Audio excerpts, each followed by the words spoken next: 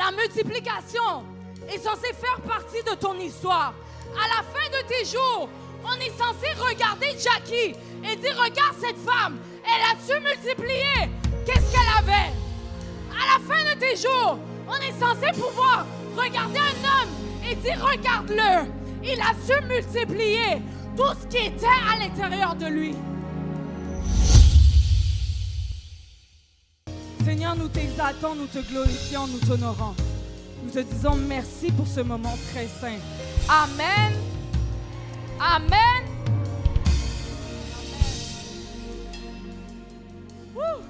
Peuple de Dieu, écoutez. On a un tout petit problème ce matin. Juste un tout petit problème. Je suis pas quelqu'un qui fait des blagues. J'ai pas le meilleur sens de l'humour. Je sais que votre pasteur, il y a toujours un moment où est-ce qu'il nous fait rire. Listen, I like to believe I'm funny. I like to believe I make great jokes. I know for a fact que si tu me dis que je suis drôle, you love me very much. Donc ce matin, ça va être une parole sérieuse. Mais je crois et je suis certaine que par la grâce de Dieu, on va tous ressortir d'ici avec quelque chose que Dieu va nous donner. Amen. Amen. Si tu y crois, dis Amen plus fort que ton voisin. Amen. Le sujet dont je désire parler aujourd'hui, c'est un sujet avec lequel j'ai moi-même lutté quand je l'ai reçu. Sachez que j'ai combattu, j'ai questionné, j'ai même essayé de négocier parfois. Mais par la grâce de Dieu, mon combat avec Dieu s'est terminé en abondant aujourd'hui. Est-ce qu'on peut donner une main d'acclamation pour moi ce matin avec Dieu? Amen. Ma prière pour qu'aujourd'hui est qu'à la fin de ce message, je vous ai inspiré à cesser tout combat que vous pourriez avoir avec le Dieu qui s'appelle victorieux et ce qu'il vous a confié. Regarde ton voisin et dis-lui, tout va bien aller. Tout va bien aller. Le titre de mon message pour aujourd'hui, Serviteur, qu'as-tu fait de mon talent? Ah, regarde ton voisin, dis-lui, serviteur, qu'as-tu fait de mon talent? Regarde la personne qui a l'air d'avoir un peu peur, dis-lui, serviteur, qu'as-tu fait de mon talent? Ah. Le passage que je désire étudier aujourd'hui est la parabole des talents dans Matthieu, chapitre 25, versets 14 à 30. Matthieu, chapitre 25, versets 14 à 30. Et avant qu'on entre dans la parole, j'aimerais juste vous donner contexte au passage qu'on va lire. Maintenant, il faut comprendre que la parabole des talents suit celle des 10 vierges. Et à la fin de la parabole des 10 vierges, Jésus explique que nul ne saura ni l'heure ni le jour qui annoncera son retour.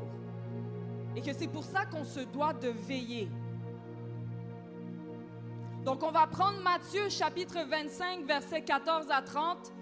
Si tu peux suivre sur ta Bible, suis sur ta Bible. Si tu peux suivre sur ton téléphone, suis sur ton téléphone. Ça va être une longue lecture, mais on va être bénis. Amen. Amen.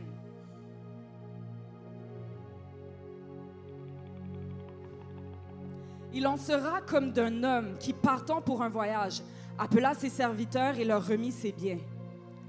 Il donna 5 talents à l'un, 2 à l'autre et 1 au troisième, à chacun selon sa capacité. Et il partit.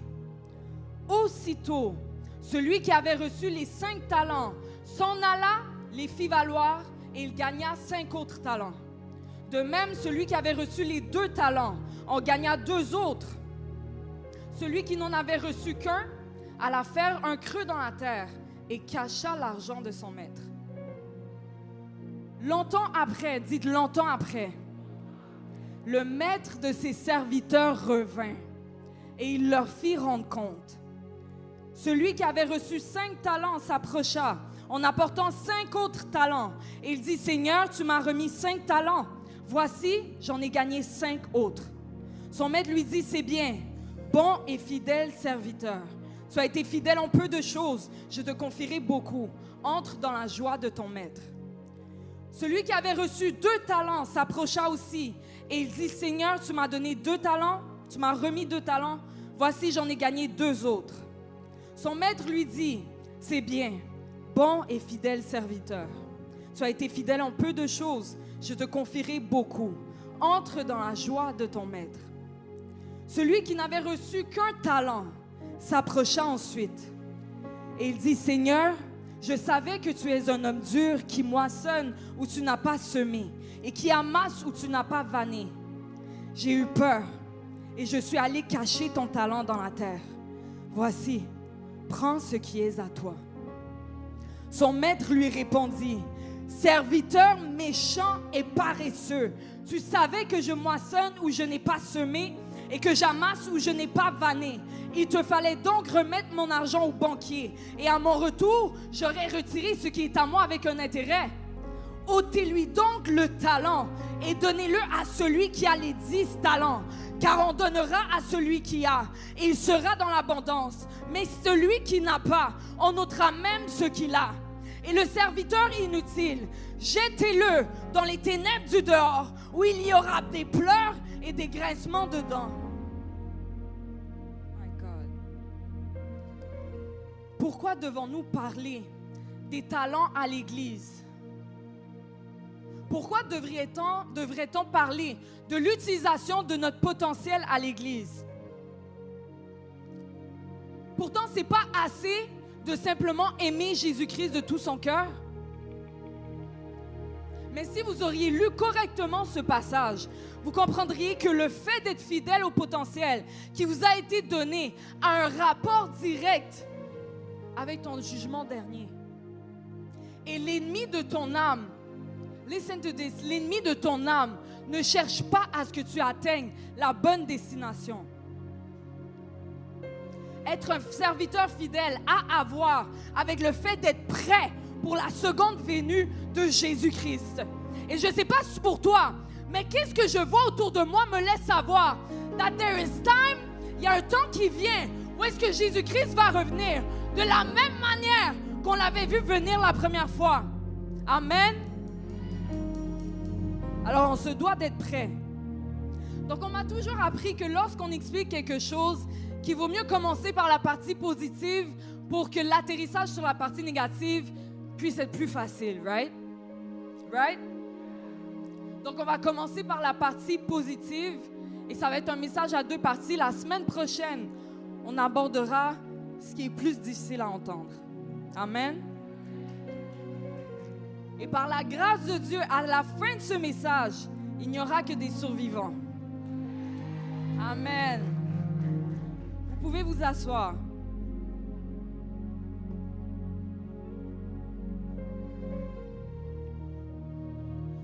Donc, cette parabole nous donne plusieurs clés pour bien comprendre comment agit un serviteur fidèle avec les dons qui lui sont confiés. Et avant qu'on puisse parler de ces clés, j'aimerais juste établir ce qu'est un talent dans le contexte biblique de ce passage. Que quelqu'un dise les talents. Alors, selon le symbolicisme de cette histoire, un talent représente notre potentiel ou nos dons. Mais concrètement, un talent était une unité de poids associée à des métaux précieux. D'ailleurs, c'était un montant considérable. Si l'on devait comparer un talent avec un montant aujourd'hui, ça équivaudrait à peu près à 600 000 $. Ce qui veut dire, dans ce temps-là, au moins 20 ans du salaire d'un laboureur. Je ne sais pas pour vous, mais 600 000 $, c'est un chiffre que pour certains ici, ça n'est point monté, ça n'est point été vu, ça n'est point été entendu, ça n'est point été monté à notre compte bancaire encore. Mais par la grâce de Dieu, ça s'en vient. Amen. Donc, la première chose qu'on peut établir sur un talent est que c'est précieux. Regarde ton voisin et dis-lui, un talent, c'est précieux. Un talent, non seulement c'était précieux, mais c'était quelque chose qui avait du poids. Un talent pesait à peu près 60 à 80 livres. Encore une fois, je ne sais pas pour vous, mais j'essaie de soulever dans chaque bras un 60-80. Tu vas voir, ce n'est pas moi qui soulève le poids, c'est le poids qui me soulève. Donc, un talent, ce n'est pas quelque chose de léger. Et comprends d'ailleurs que la prochaine fois que tu désires envier quelqu'un qui a un talent, comprends que qu'est-ce qui peut sembler léger pour quelqu'un, qu'est-ce qui peut sembler simple pour quelqu'un, tu pourrais être écrasé sous le même poids que cette personne est appelée à soulever. Parce que parfois, c'est facile pour nous de regarder quelqu'un qui porte un talent, quelqu'un qui porte un potentiel, quelqu'un qui porte un mandat, quelqu'un qui porte un appel et de regarder et de dire comment, regarde là, moi ça fait 10 ans que je suis dans l'église, pourquoi elle est rendue ici? Regarde celui-là, tu vois, lui je connais depuis le secondaire, tu sais qu'est-ce qu'il a fait auparavant, tu sais qui il était, tu sais comment il parlait, tu sais au nombre de filles qu'il a parlé, sans jamais se demander si le poids du talent qu'il porte, si on aurait croulé sous la même pression. Peuple de Dieu, que Dieu nous fasse grâce. Et c'est là que où est-ce qu'on devrait se tenir dans la grâce et dans l'intercession pour les gens autour de nous qui portent un talent, que ce soit en privé ou publiquement. Là où est-ce qu'on devrait se tenir dans la prière pour eux, on se tient dans le jugement. Que Dieu nous fasse grâce. Donc, je viens de vous expliquer qu'un talent, c'est quelque chose qui est non seulement lourd, mais qui est précieux. Donc, tous ensemble, on va dire lourd et précieux. Tu devrais maintenant comprendre que même si tu n'en as qu'un, il y a un montant et une charge associée à ce que tu portes. Il y a un montant et une charge associée au potentiel que tu portes. Aucun d'eux dans la parabole, si vous regardez bien, aucune des personnes dans la parabole ne s'est questionnée à savoir pourquoi l'un on en avait 5, l'un on avait 2, l'un on avait 1.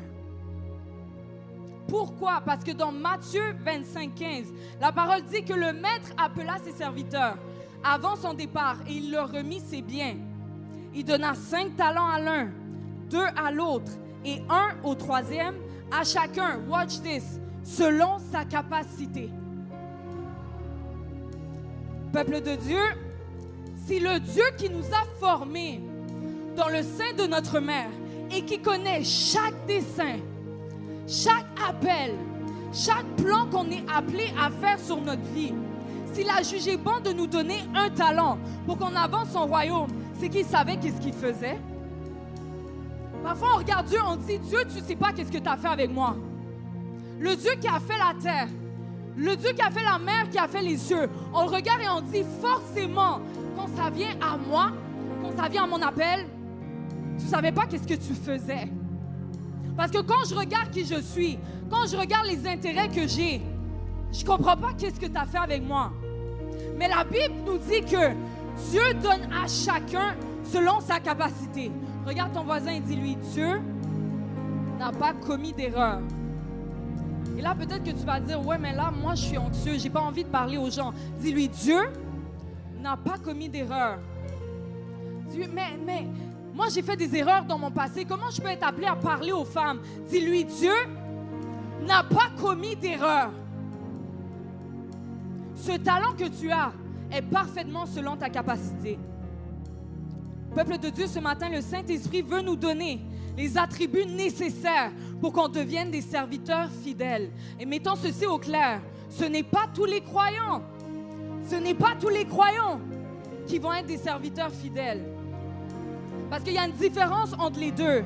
La différence, c'est que le croyant a la foi, mais le serviteur fidèle met cette foi en action. Donc, le premier attribut nécessaire pour être un serviteur fidèle, tu dois apprendre à bouger rapidement. C'est quickly.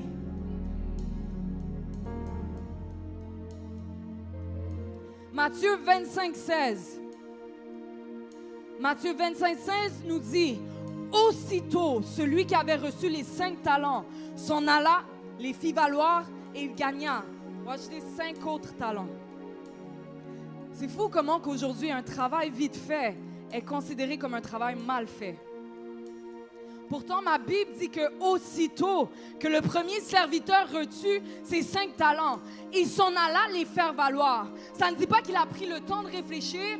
Ça ne dit pas qu'il a parlé à 10 personnes pour être sûr qu'il avait entendu Dieu. Ça ne dit pas qu'il a pris le temps de jeûner pendant 1 mois. Ça dit que aussitôt qu'il a reçu son potentiel, il est allé et il a fait valoir qu'est-ce qu'il a reçu. Aussitôt, il trouva un moyen de le multiplier. Aussitôt, il trouva un moyen de le faire fructifier. Lorsque tu reconnais la valeur et le poids de la responsabilité qui vient avec un mandat, avec une grâce et avec un talent, tu deviens prompte à travailler. Tu deviens prompte à travailler.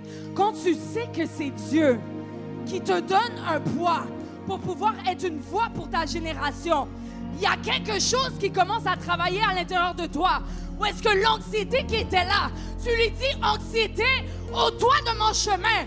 Parce qu'il y a un Dieu qui m'a appelé à avoir un talent et qui a dit que là où tu iras, j'irai avec toi. Tu deviens prompt à bouger. On va aller dans Acte 1, verset 10. On va aller dans Acte 1, verset 10.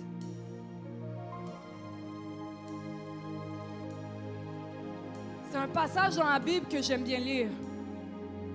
Où est-ce qu'on voit que Jésus ressuscité venait de donner un mandat aux disciples. Et pendant qu'il remontait au ciel, les disciples étaient tellement stupéfaits. Which I understand. Tu vois un homme qui était devant toi et là, il commence à s'élever dans le ciel devant toi. Et ils étaient tellement stupéfaits qu'ils fixaient le ciel sans bouger.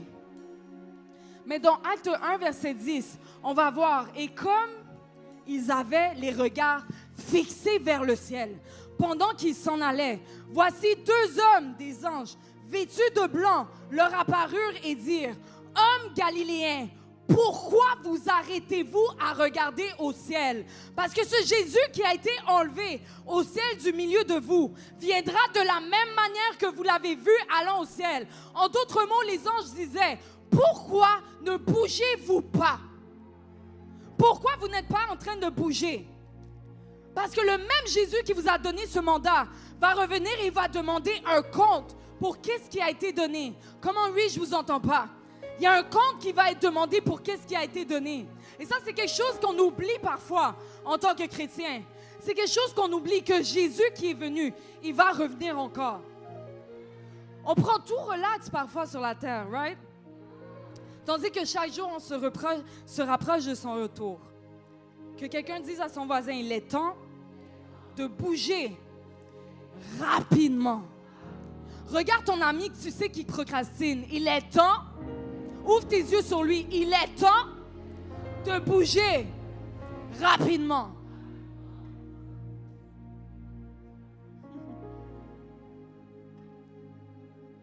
Après ce premier attribut, le deuxième attribut nécessaire pour être un serviteur fidèle, tu dois apprendre à être persévérant.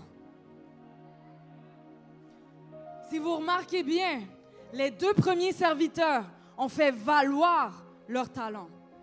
Ça veut dire qu'ils ont dû travailler pour faire valoir ce qui leur avait été donné.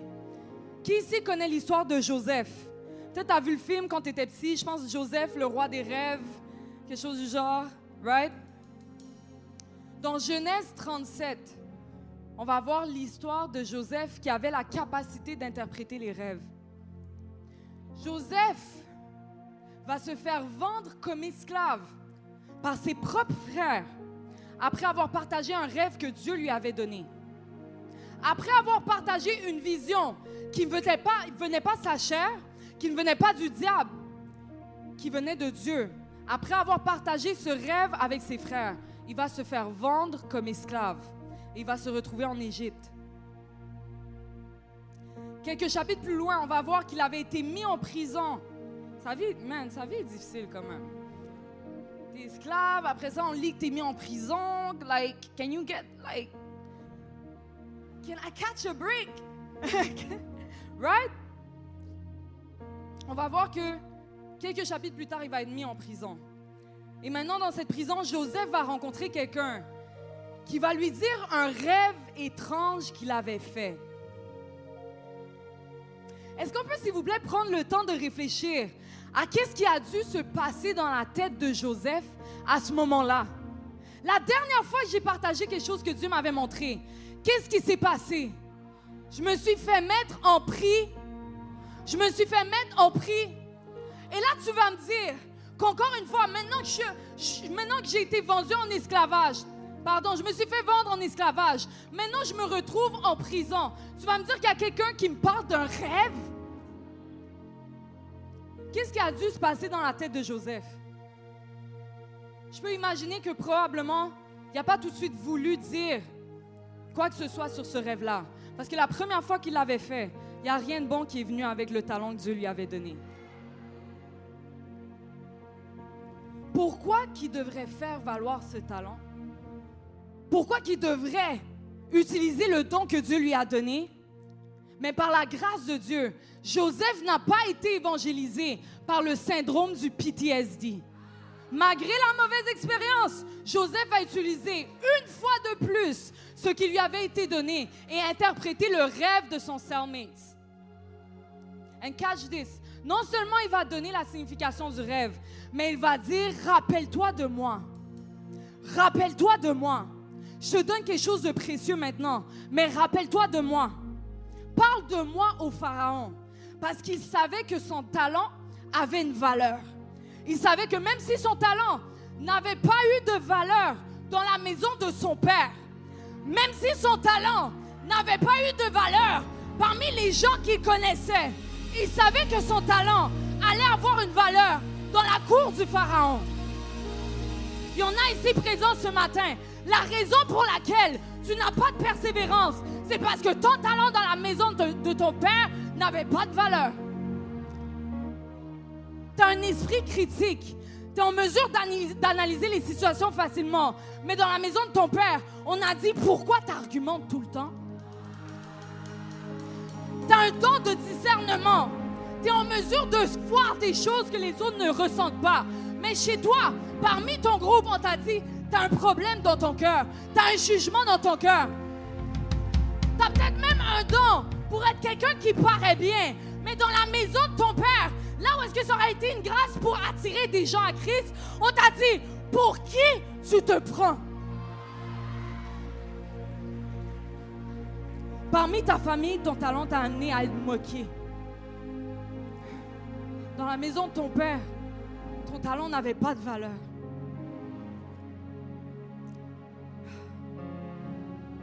Peuple de Dieu, est-ce que vous savez que malgré tout, le don que la famille de Joseph avait persécuté, le don que la famille de Joseph avait rejeté, est-ce que vous savez que ce même don est celui qui lui a permis de sauver sa famille d'une famine des années plus tard?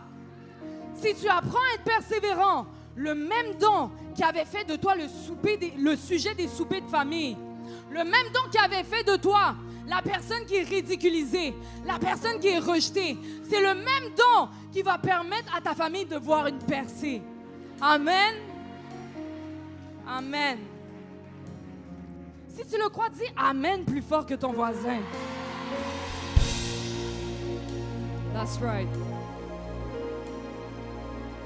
Le troisième attribut nécessaire pour être un fidèle serviteur, tu dois apprendre à multiplier. Tu dois apprendre à multiplier ce que tu as reçu.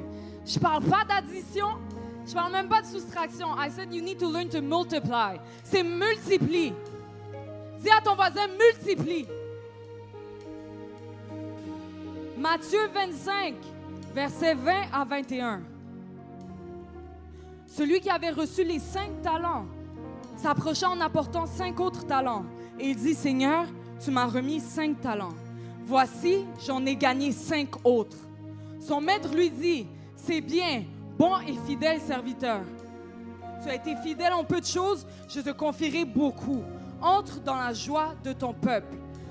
Peuple de Dieu, on doit se rappeler que nous servons un Dieu qui désire voir une multiplication dans notre vie.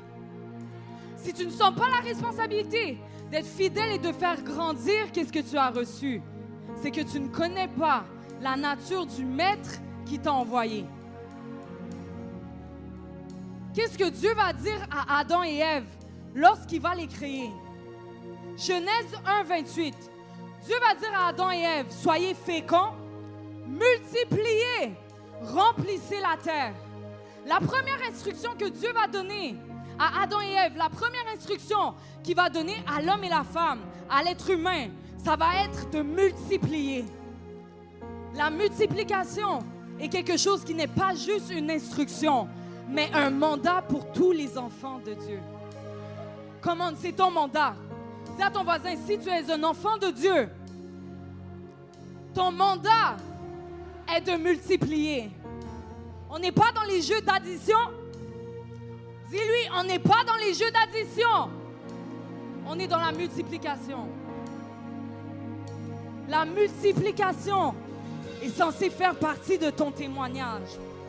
La multiplication est censée faire partie de ton histoire. À la fin de tes jours, on est censé regarder Jackie et dire, regarde cette femme, elle a su multiplier. Qu'est-ce qu'elle avait? À la fin de tes jours, on est censé pouvoir regarder un homme et dire, regarde-le, il a su multiplier tout ce qui était à l'intérieur de lui.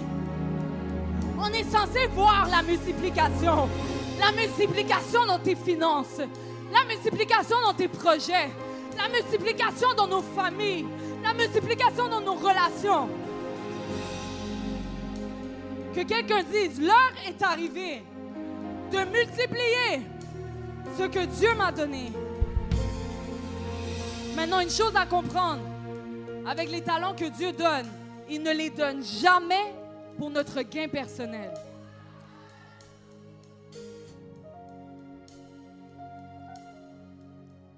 Je ne sais pas pour vous, mais j'ai lu la parabole et ça disait que le maître a donné de sa propriété pour qu'il le fasse grandir pour lui.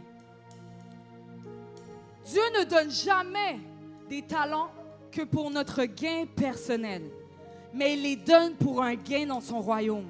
Il ne donne pas nos talents pour notre gain personnel, mais il les donne pour un gain dans sa maison.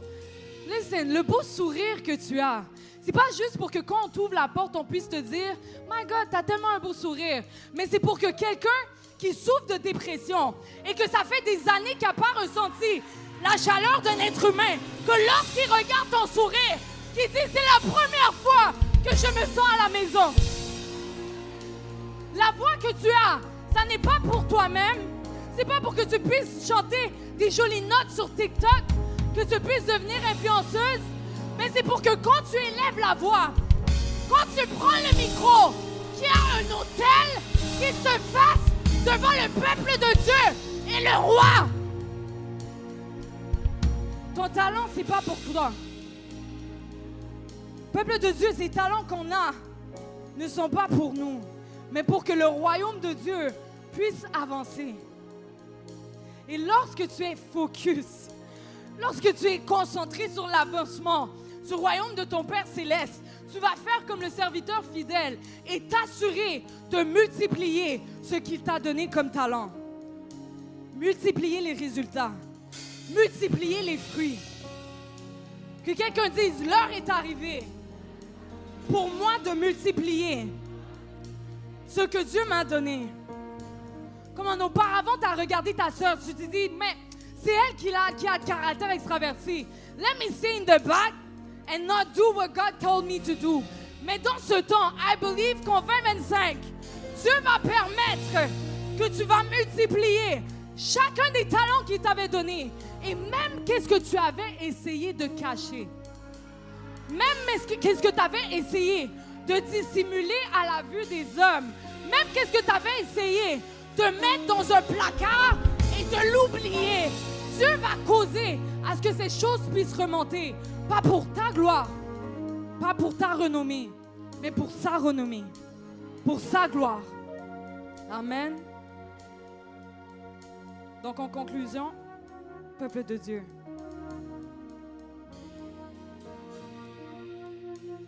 il est temps pour nous qu'on sorte de la catégorie de simples croyants et qu'on puisse entrer dans la catégorie des serviteurs fidèles.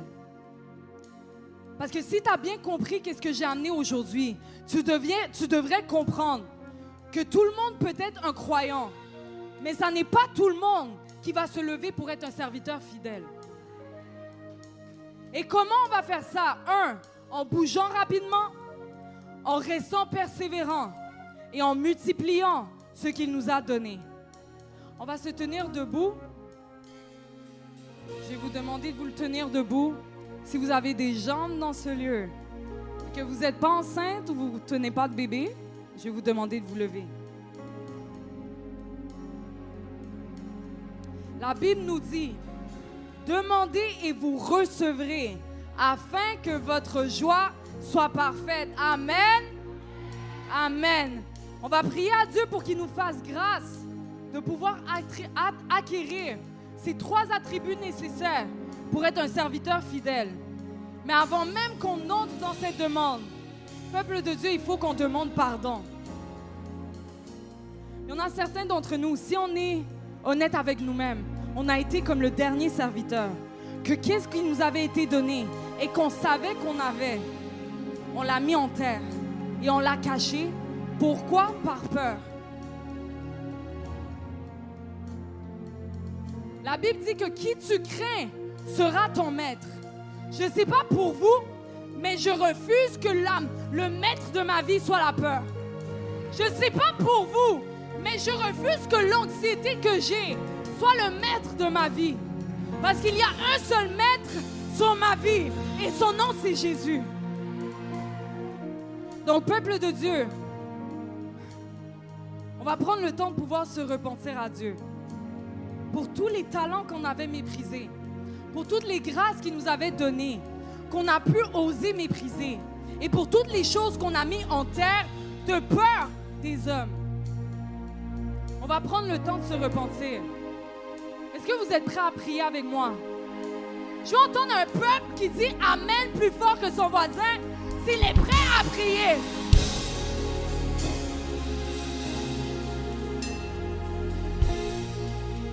Rabatanda la basso, repalande le bashia, rapatande le besoka, repatande le baka.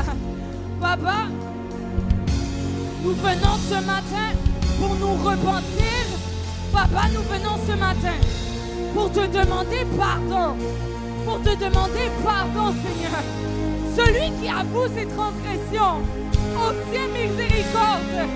Celui qui ne ferme pas sa bouche, mais qui a l'humilité de se plier devant Dieu et de prier et d'appeler à son nom, obtiendra grâce